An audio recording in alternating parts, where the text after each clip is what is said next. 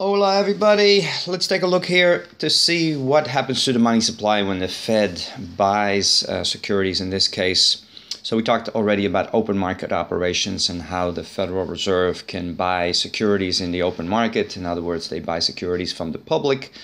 The public had previously bought these securities from Treasury that was trying to finance their deficits.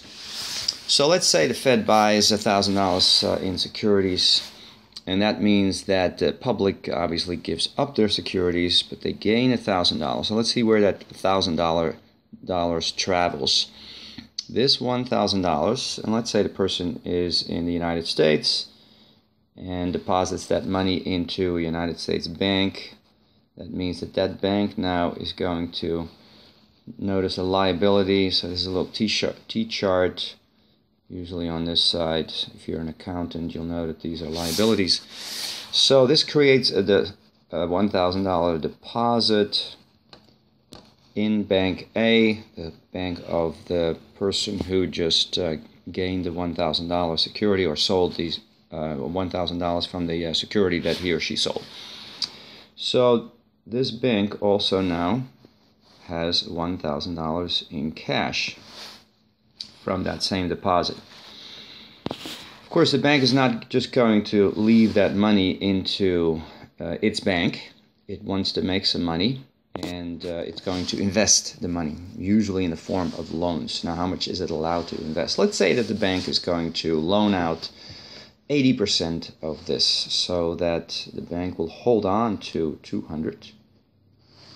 And then it's going to make an $800 loan. So this $800 is the loan. The $1,000 is still in here, assuming that this customer has not withdrawn the money. Now let's take a look to see what happens to the $800, because that $800 loan is going to be money that is going to be borrowed by someone, and that person is going to spend the money on, let's say, a used car. And the used car dealer now ends up with that $800. And let's say that the used car dealer banks with Bank B. So that $800 loan is going to create a deposit for the car dealer, in this case, of $800. So now that's a deposit into a different bank. Gives this bank $800. Excuse my handwriting here, $800 in cash. Of course, this bank is also going to loan this out, and let's say it is going to loan out 80% of it. So we're going to assume that the reserve here is 20%. And so the next day or the next week or the next month, this bank is going to hold on to 20% of 800, which I think is 160. And then it's going to loan the difference, 640. And the deposit here is still the same, assuming this customer, used car dealer, is not going to withdraw the money yet. These are zeros. And let's see now, the 640 is a loan that's going to be borrowed by someone, and you can see that the whole process continues.